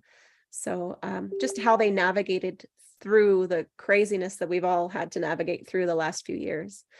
And they did so in, I wouldn't say seamless, but probably as seamless as possible considering the circumstances. So I was very impressed with what they did. So, like the whole, I can't help but, think of the whole scenes between Randall and his birth father, because I'm sorry to take up so much time, but I'm likening it to an experience I had in 2007, where I learned that when my mother was 20 years old, she gave up a baby for adoption when he was 6 weeks old. And she might kill me for telling this story, but it affects me, so I'm going to tell it. sure, yeah. Like she said, she had been tricked by this scammer, but then she decided, oh, you know what? Oh, damn it. I'm going to have to really tell my children about this. Oh, wow. And then she literally told my brother first because he was home. I don't know why he was home, but then she told me, you have this older half brother. And, when Randall finally found his father, he was literally like going through all these emotions. He had all these things he wanted to say and do. He had a script. Yeah. He literally had a script, but then when he finally met the man, he had this plan about what he was going to do and what he was going to say and then have it be over. And then he was finally filled with this love, and he was like, okay, I'm going to love you because you're my relative. I'm going to love you and I'm going to care for you, and to heck with everything else, to heck with the script. I'm going to throw the script in the garbage. You're my family and I'm going to love you and I'm going to meet you. And Yeah. when I learned about this sibling, and yes, I did meet him, I loved him. And of course he had quirks and flaws, and I loved him because he was my sibling. And of course he had his flaws, as all people do. I mean, we don't keep in touch anymore, but I met him and I loved him and I cared about him and I got to know him. And Randall did the same thing, to the point where like he even had a little meltdown. What am I doing introducing this person that never had a role in my life into my home and to my children? But then you see in the end, he and his wife literally moved this dying old man into their home, gave him a space so he could really get to know his family. And it's like, that's exactly what I did with my brother. I gave him the opportunity to be in my life if he wanted to be. He didn't want to be, because I mean, for some, re-meeting birth family is traumatic to the point where they don't want to do that. But I gave the opportunity, as Randall gave the opportunity to his birth father. And I'm very happy that he and his birth father were able to work things out. Wow. Yeah. Thank you for sharing that. I hope my mom doesn't kill me for sharing that. I hope not, because there's no I don't think shame she in it. will. I think she likes that I'm able to talk about it, and I'm glad she was able to. I mean, it was very sad for her. She just couldn't take care of him, but she gave him to a couple who was looking to adopt. She did what she felt was best for him, and Very selfless, I think. she is a very lovely hero, and that's why I look up to her. She is a very lovely hero. I love you, Mom. In Aw. case you're watching this, Well, she might be. She likes you guys. Aw. She likes Table Read Tuesdays a lot. Oh, that's And she was actually born in Spokane because my brother was born in Washington, as was she. So, oh, cool. Yeah. Oh, so okay, about Randall, character Randall. That was so beautifully done, wasn't it? Like there's the okay, I am, and it's if you watch the whole series, you'll see how Randall that is. Like he's very, all right, I'm gonna do this.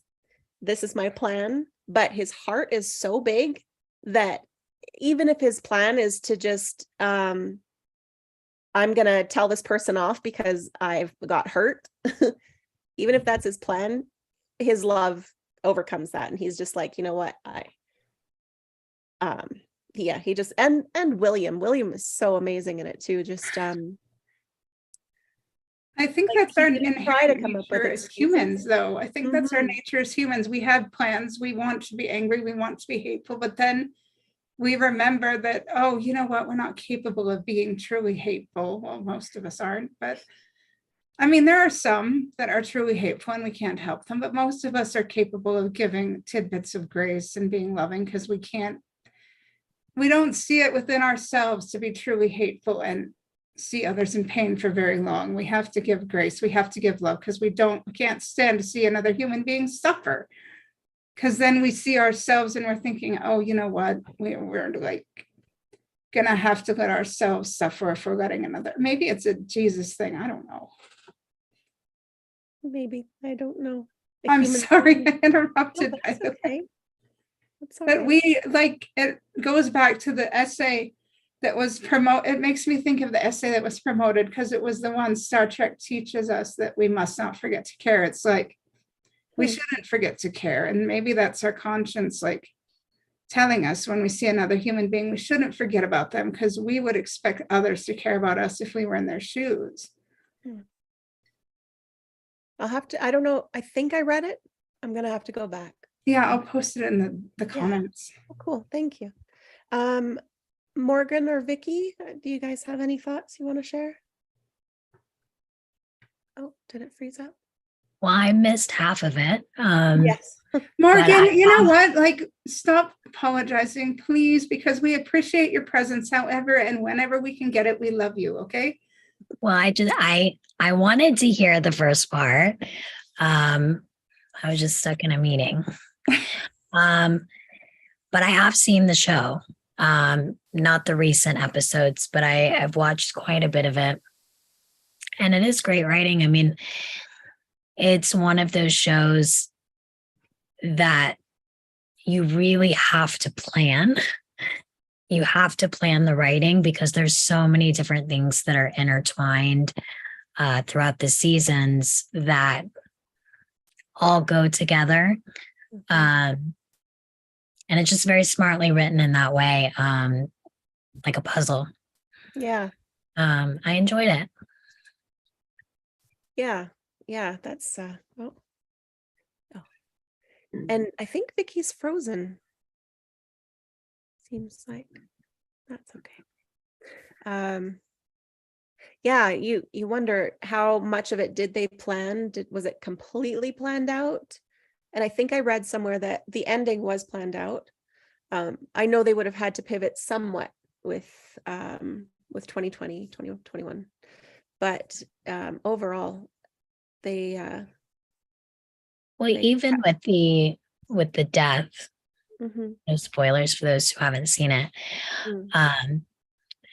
With that, it's like you have to know a little bit of it to kind of hint towards certain things, but even though you know it's going to come, it's still shocking when you see it, and you're still bawling your eyes out when you see it. And so I don't know, it's great that way where you know what's going to happen, but yet it's still emotional and it still surprises you. True. Yeah. Yeah, I thought the same. That was what made me not be able to watch it for a while. I got to that part and I was like, okay, I need a break. And I couldn't pick it up for years. I needed a break after like 3 episodes, and I haven't picked it up since. Oh, it might have been that. Just then. like too much crying. Yes. It's so good for that though. Like It really is good for those crying. Yes. it is. It Now I makes- just watched Makes the you wanna Bachelor sob all night. franchise for crying. I think that yeah, I didn't get through I think season 1, but it's pretty heavy, for the most part. But for me, besides the writing, I think the acting was just brilliant. I think the acting is just, I mean, Sterling K. Brown, I mean, he's just, I don't know if you ever saw a video, it's on YouTube, I forget, but how he got the American Crime Story assassination of Gianni Versace. No, I'm sorry. People versus OJ. And Right, he played Chris Darden, didn't he? yeah. And he was just it's just an inspiration for us actors and artists. And he's been around. People think it's like a 30-year overnight story, but you really, people think it's overnight story, but it's really 30-year overnight story, or whatever, 10 years, 12 years. But in his case, yeah, he was auditioning for such a long time, and he got OJ or American Crime Story, and then the next thing was This Is Us, and I just feel so happy for, because we're all in. No, I shouldn't say we're all in the same boat, but we're all striving for success. Angelina. I mean, all of us, whether we're writing, directing, filmmaking, acting, creating in any manner. Yeah. creating in any manner. And Sterling K. Brown just reminds me, it's like we all have it within us. There's nothing we need to change or anything. It's just we just got to show up and keep showing up. And Sterling K. Brown is just an example of persistent perseverance and just and they'll just like show up one day and say, oh wow, we got Chris Darden, our Chris Darden, and then we got our Randall. Yeah. Chrissy really- Metz had a very similar story as well. One of my favorite interviews is of her, where she's talking about how she used to work for a talent agency, and she used to watch other people audition, and would wish that it was her going on those auditions. And she was like, why am I not doing the thing? And she started auditioning. And then she got American Horror Story. And she was like, this is my big break, because I'm on this huge show. And then she didn't work for another year or so after American Horror Story. So it wasn't Which one? really, the circus one. Oh, She was the bearded lady, I think. no, I've only seen a little bit of Asylum, so I don't know. Kathy Bates Um, was the bearded lady, so she Oh, must have been something else. she was one of those circusy characters. Yeah, when she booked This Is Us, that was really her break. So you really never know. It's all about timing and opportunity. So it really could happen at any time. And jumping in and actually taking it means we when got it comes shots. along. Pardon? I mean, we still have shots, guys. Yeah. Yeah, you know what? I mean, I've been doing entertaining on and off for a lot of years, and you never know. Yeah, it's true. Yeah. the story. give up. Sorry to interrupt. No, go ahead. Oh, Roger, go ahead. Talk however you want. Like, the floor is yours. My favorite story is you might know her. Her name's Catherine Houston. Do you know her, the actress? I have to look.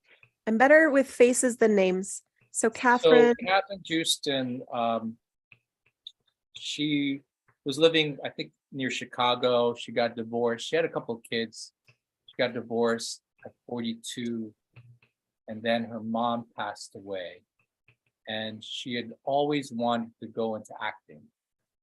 And so she started doing community theater at the age of 42. Wow. And then 10 years later, she moved to Disney World to start working the parks and continue, you know, her dream. And then she moved to LA and she started getting co-stars and guest stars until she got the West Wing, the president's secretary, which was, you know, one of my favorite writers, or probably my favorite writer is I'm blanking on his name now. We all know him. He wrote A Few Good Men. I'll look that up. Yeah. And that was at the age of 60. She got the age of 60. She got that wonderful role on West Wing, and then she's continued working. And at the Aaron age of, Sorkin. Aaron Sorkin, yeah, who I've met, Cool. and I'll tell you a funny story about Aaron Sorkin. But and anyway, at the age of 60, so she got Desperate Housewives, and she won 2 Emmys at the age of 66. Wow. She was, unfortunately, she was a smoker, like you know, and she had lung cancer. She died when she was 72. But she worked all the way until the season. She worked till she died, pretty much. Her character died of cancer, and she had died of lung cancer too. Oh wow. So but I look to her story of someone who just you know, 40s, you know, normally we would just kind of like, but she really followed her dream, moved to Disney World, worked, and then West Wing, and then Desperate Housewives, 2 Emmys. Wow. All after 60, her Emmys. That is amazing. Thank you so much for sharing that story. Catherine Joosten, Joosten. I looked her up. Yeah. And her characters are great. I don't know if you ever watched Desperate Housewives, but her character, if you ever just want to watch her, you know, her, and then West Wing was one of my all-time favorite shows. I don't know if you ever read West Wing, but you should definitely, if you have not read the pilot of West Wing, that is, I mean, anything. It is coming up, actually, West Wing, towards the end of the year. We've got it, but I don't know if it's the pilot or a different one. I can't remember. You have the whole year planned out already?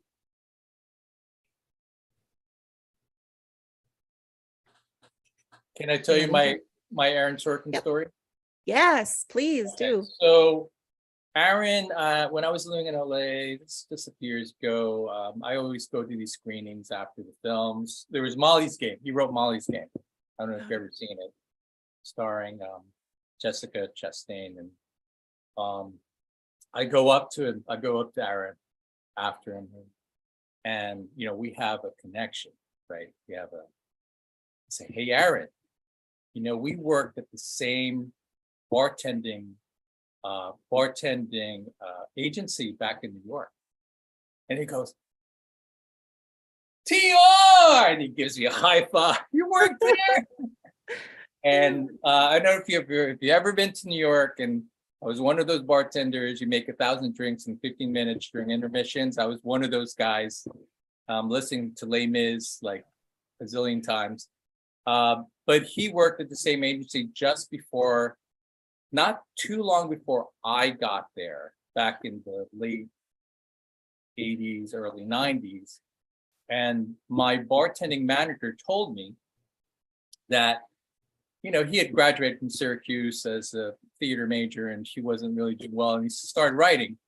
And he was writing this story about a court-martialed guy in the you know, which you know, he knew someone who knew law in the Marines, whatever.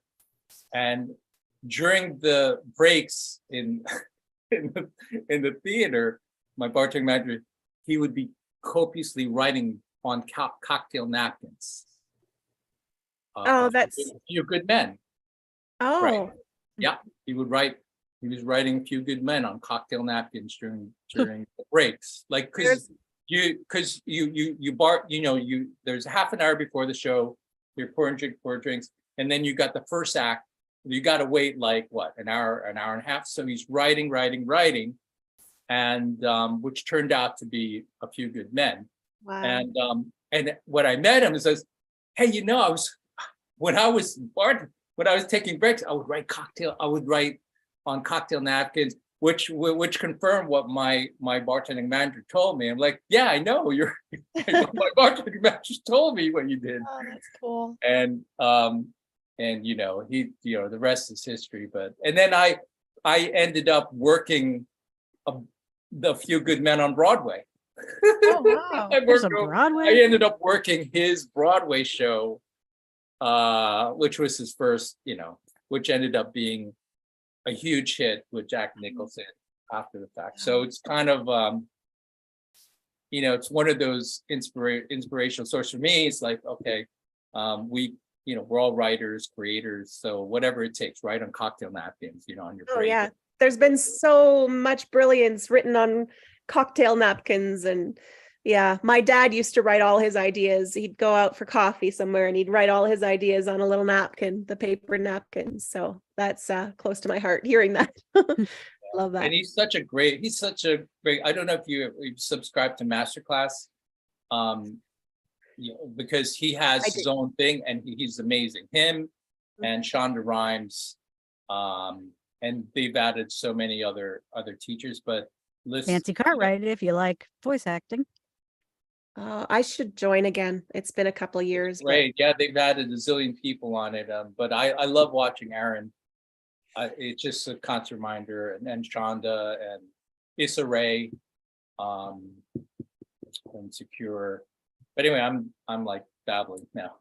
Angelina, you forgot to do a screenshot. I don't do those. I don't know how to do that. So Jacob can get that later. Want me to do it? Sure, if you want to. Okay. Everybody looks, I don't know, something.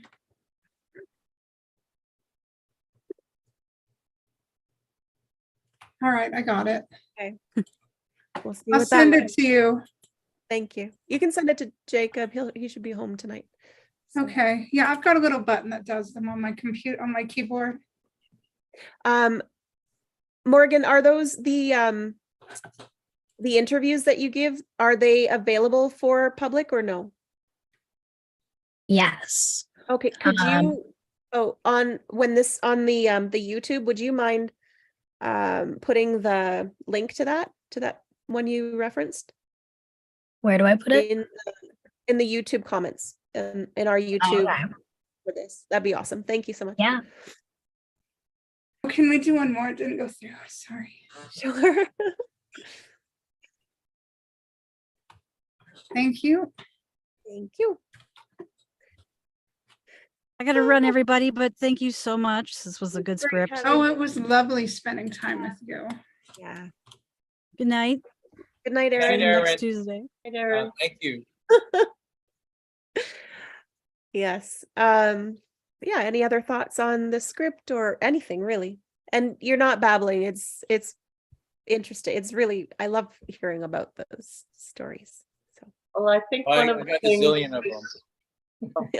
you'll have to come to many, many more, and then you can tell a few each time. What was that, Vicky? one of the things that this show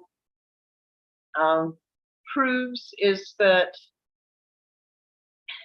family it doesn't have to be blood. Family is being invested in another person and caring no matter what is going on in their lives. You care and you will be there for them. And I think that the triplets really prove that. And their mom and dad. I mean, they were having triplets and they went home with triplets, and that's Yes. what mattered to them. Yeah. And I think Randall, you mentioned how likable, lovable the characters yeah. are. The characterizations are just so lovely, and Randall is just the most amazing human being. That character is just so beyond lovable. It's Yeah. we all want a Randall in our lives. Let's Yes. face it. And their relationship, Randall and Beth, it's so beautiful. Like that's if that is realistic in any capacity, I want that in my life someday. It's so beautiful. They're there for each other, and the gritty and the just all of it. So beautiful. Yeah, there's a lot of ironies. Sorry to cut you off. There's a lot No, of that's ironies in the show that Randall ends up being the, the successful, Mhm. quote unquote. And he's the one who was the last to God, I mean, thank God that he was saved by the parents, and but he also has his thing to deal with his dad, with finding his real dad. So there is it's not just like, oh, he became the successful businessman with a happy family, in the suburbs and McMansion and all that kind of stuff. He has his own stuff. So just really great writing, and Mhm. yeah, I agree with Morgan. It's definitely. I would love to see if you guys know, there's a video or something where Jan explains like how he got to where he got to, or when he got to, or how he planned this all out, because it would be a great masterclass for writing something like that, Yeah. Not that, because there's nothing like I mean, I can't think of a show like that. Not one that pulls it off as well as this that I've ever seen or heard of. If you find it, is that something that you'd be able to also link? Yeah. If I can, I always research stuff like that, because I'm just curious of the genesis, or the, like basically how to write a hit show. Yeah. With all these time warps, and then I mean, there's successful film excuse me. There's successful writers who do. I'm just blanking on the films like that go back and forth in time. Christopher Nolan. I'm just thinking. I'm terrible. I always blank when. Oh, when doesn't the stuff. Phantom of the Opera kind of do that? I'm not sure. It shows clips of the old, I can't remember his name, visiting his wife's grave, and then it shows the young days of the theater. And then Amadeus, and then what was it? Amadeus does that. I always think of Buffy the Vampire Slayer, because they planned it out so much in advance that there's jokes in season 2 that you're not going to get until like season 5. Wow. But they hint at stuff so much that the first time you watch it, you probably won't know. But the second time you watch it, you're like, oh my God, like, how did I not pick up on that? That's cool. That's one thing I wonder, because I don't really remember back to the first time I watched this first episode. I don't remember if it was apparent that they were all a family at first, that those 3 adults were the 3 babies, that she was, well, Randall not yet, but and maybe that's also what threw me too, because the unlikelihood of them all being triplets naturally, maybe that threw me. I don't know, but yeah, I wish I could kind of go back now and remember the first time I watched it to see what I thought, but don't remember. I mean, it's brilliant to be expecting 3. You lose 1 and you still get 3. Yes. You know, Yeah. it's just great storytelling. It is. And the doctor said it right there. He said, well, and I don't think he knew about Randall, the baby. But he said, if you have the right, basically, if you have the right attitude, you'll still go out of here with 3 babies. And I'm sure he meant like the one in your heart, the other 2 living, but literally got 3 babies that he's bringing home. So Yeah. that's very touching. Yeah, it's Chris. I'm thinking now. Christopher Nolan does a lot of Memento. Memento and Inception. Yeah, it's Playing with Time. It's such a fun. Time. Yeah, yeah. That's some of my favorite, and I can't think of any of them because that's just how I am. Some of my favorite films and TV shows are ones that play with time like that. It's just neat. It's fun. So, if anyone has more thoughts, or maybe this is a good time to say goodnight, I don't know. What are we doing next week? Oh, yes, next week is Sopranos. So Oh, that's exciting. I have a good memory about that I'll share next week. So I won't be there, but if you want to be play a role or do a reading of that, there should be Definitely. forms on Table Read Tuesday on Facebook that you can fill out, or just get a hold of either myself or Jacob and let us know that you want to be there, and you'll be there for next Tuesday about this time, and we can cast you. So but thank you so much. Thank you for all your stories, Roger. It was such a pleasure having you here, and I hope you join us again. Yes, I hope So you we come can- back. I hope my over emotionalism didn't scare you. No, that was it's wonderful. It's wonderful to be wanted like that, Heather. Yeah. Thank you. I got to run, and wonderful reading with you all. Hope to see you really soon. Yes. Yes. And by the way, my mom was like, "Aw, thank you. I didn't feel like a hero in those days, but thank you." Aw, that's awesome. All right. Thank you, guys. We'll see you next week.